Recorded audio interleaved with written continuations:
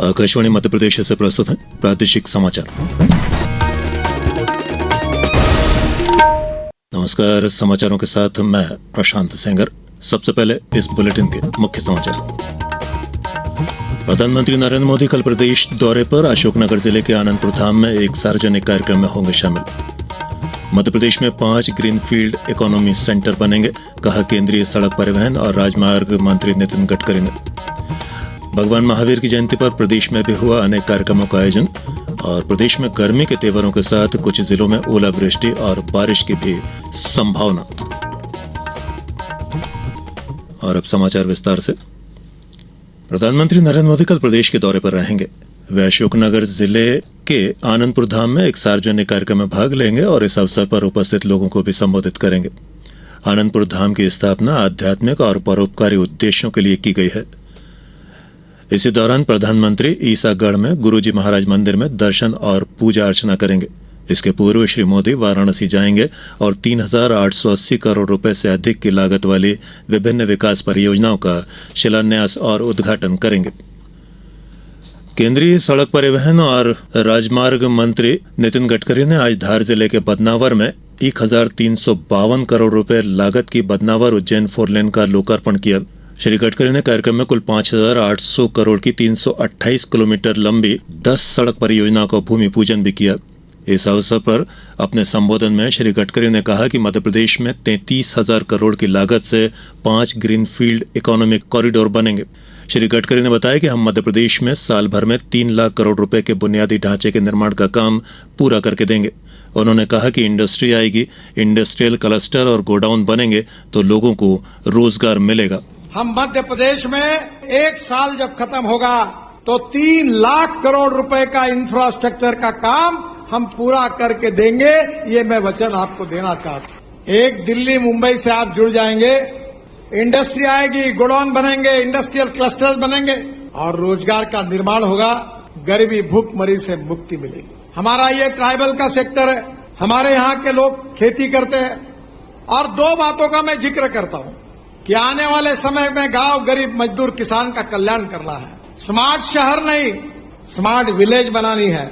इसी लोकार्पण कार्यक्रम में मुख्यमंत्री डॉक्टर मोहन यादव ने कहा कि सड़क कनेक्टिविटी केवल रास्तों को जोड़ने का काम ही नहीं करती है, बल्कि ये लोगों की जिंदगी बदल रही है। सड़क की कनेक्टिविटी आज जिस प्रकार से गडकरी जी के नेतृत्व में बढ़ रही है, ये केवल सड़क की कनेक्टिविटी नहीं है, ये लोगों की जिंदगी बदलने के लिए, किसानों की फसल सही समय पे सही मंडी तक पहुंचाने के लिए, उद्योग धंधों को अपने व्यापार व्यवसाय बढ़ाने के लिए आने वाले समय में ये धार जिले के अंदर एक नई करवट ले रहा समय और बदलते दौर में ये बदनावर भी धीरे धीरे महानगर की तरफ आएगा। केंद्र सरकार ने प्रधानमंत्री पोषण शक्ति निर्माण पीएम पोषण योजना के अंतर्गत सामग्री लागत में 9.50% की वृद्धि की है। ये योजना केंद्र प्रायोजित है। इसके अंतर्गत सरकारी और सहायता प्राप्त स्कूलों में बाल वाटिका तथा 1 से 8वीं तक पढ़ने वाले 11 करोड़ से अधिक विद्यार्थियों को गर्म पका हुआ भोजन परोसा जाता है। केंद्रीय शिक्षा मंत्रालय ने बताया है कि नई दरें 1 मई से सभी राज्यों और केंद्र शासित प्रदेशों में लागू होंगी। इस वृद्धि के कारण केंद्र सरकार पर वर्ष 2025-26 में 954 करोड़ रुपए की अतिरिक्त लागत आएगी। सर्वोच्च न्यायालय 16 अप्रैल को वक्फ संशोधन अधिनियम 2025 की संवैधानिक वैधता को चुनौती देने वाली याचिकाओं पर सुनवाई करेगा। मुख्य न्यायाधीश न्यायमूर्ति संजीव खन्ना, न्यायमूर्ति संजय कुमार तथा न्यायमूर्ति के.वी.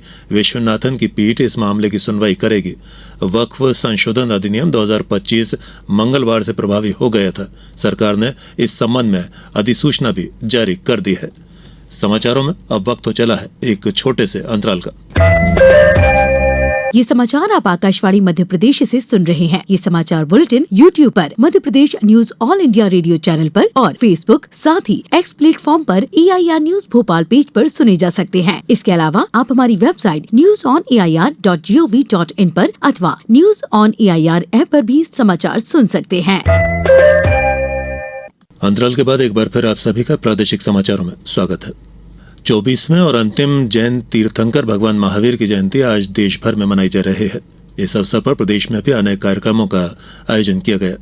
मुख्यमंत्री डॉक्टर मोहन यादव ने महावीर जयंती पर प्रदेश के नागरिकों को हार्दिक बधाई और शुभकामनाएं दी हैं।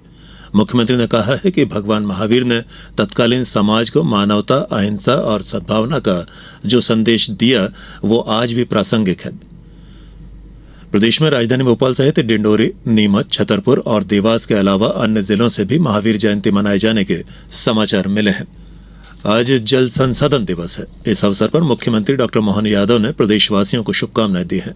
सोशल मीडिया एक्स पर जल संरक्षण के महत्व को रेखांकित करते हुए मुख्यमंत्री ने कहा कि जल केवल जीवन जीने का साधन नहीं है, बल्कि भारतीय संस्कृति में ये एक संस्कार की तरह है। उन्होंने विशेष रूप से युवाओं को जल बचाने के लिए जागरूक रहने और समाज को प्रेरित करने का संदेश दिया। इधर प्रदेश में जल प्रबंधन और वर्षा जल संचयन के प्रति जागरूकता को लेकर जल गंगा जल संवर्धन अभियान चलाया जा रहा है। इसी के तहत राजगढ़ जिले में आज जिला मुख्यालय पर राजमहल परिसर में स्थित बावड़ी का श्रमदान से सफाई का आयोजन किया गया। इसी तरह सीहोर जिले में इस अभियान के तहत आमजन को जल संरक्षण के प्रति जागरूक करने के लिए दीवार लेखन, जागरूकता रैली, पोस्टर, बैनर और ग्राम सभाएं सहित अनेक गतिविधियां संचालित की जा रही हैं। खंडवा जिले में भी जल संरक्षण और संवर्धन की दिशा में जागरूकता को लेकर ग्रामीणों को जल का महत्व बताया जा रहा है। उधर पंचायत एवं ग्रामीण विकास मंत्री प्रहलाद पटेल ने गुना जिले के ग्राम कंजा में स्थित कूनो नदी के उद्गम स्थल पर जल गंगा संवर्धन अभियान में सहभागिता करते हुए कलश पूजन कर जल संरक्षण के प्रति जन जागरूकता का संदेश दिया। आज दुनिया भर में विश्व होम्योपैथी दिवस मनाया जा रहा है। होम्योपैथी दुनिया की दूसरी सबसे बड़ी चिकित्सा प्रणाली है। ये स्वास्थ्य सेवा के लिए जहां समग्र दृष्टिकोण प्रदान किया करती है, वहीं दुनिया भर में लाखों लोगों को अपनी प्राकृतिक पद्धतियों के लिए भी आकर्षित किया करती है। आयुष मंत्रालय के अनुसार देश में 10 करोड़ से अधिक लोग अपनी स्वास्थ्य आवश्यकताओं के लिए होम्योपैथी पर भरोसा किया करते हैं। प्रदेश में समर्थन मूल्य पर गेहूं का उपार्जन 5 मई तक किया जाएगा। खाद्य नागरिक आपूर्ति और उपभोक्ता संरक्षण मंत्री गोविंद सिंह राजपूत ने बताया कि किसानों को गेहूं के लिए 2,425 रुपए प्रति क्विंटल समर्थन मूल्य के साथ 175 रुपए प्रति क्विंटल बोनस यानी 2,600 रुपए प्रति क्विंटल का भुगतान किया जा रहा है। श्री राजपूत ने बताया कि प्रदेश में 3,528 उपार्जन केंद्रों की स्थापना की गई है और अब तक कुल 3 लाख से अधिक किसानों से 26.73 लाख मीट्रिक टन गेहूं का उपार्जन किया गया है। प्रदेश में इन दिनों मौसम के 2 रंग देखने को मिल रहे हैं। कहीं गर्मी का कहर है तो कहीं बारिश हो रही है। मौसम विभाग ने बताया है कि अभी पश्चिमी विक्षोभ, चक्रवाती परिसंचरण और ट्रफ सक्रिय है। इस वजह से प्रदेश में गर्मी के तेवर के साथ साथ ओलावृष्टि और बारिश की भी संभावना है। बताया गया है कि अगले 3 दिन तक मौसम ऐसा ही बना रहेगा।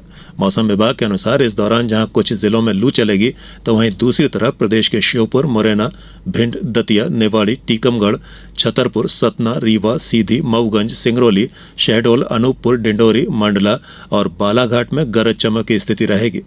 वहीं बारिश और ओले भी गिर सकते हैं। और अब इस बुलेटिन के कुछ समाचार संक्षिप्त में। डिंडोरी जिले में आज कलेक्टर ने प्रेस वार्ता की। इसमें जिले के विकास कार्यों से जुड़े विभिन्न महत्वपूर्ण बिंदुओं पर चर्चा की गई।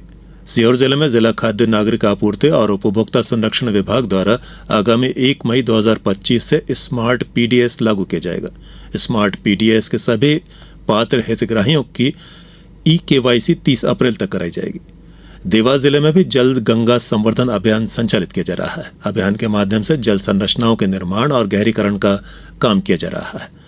और Madhya Pradesh power transmission company ने खंडवा के जुलवानिया में 500 MVA क्षमता का पावर ट्रांसफार्मर स्थापित किया है। इस बुलेटिन में बस इतना ही। अगला बुलेटिन सुबह 7:10 पर। नमस्कार।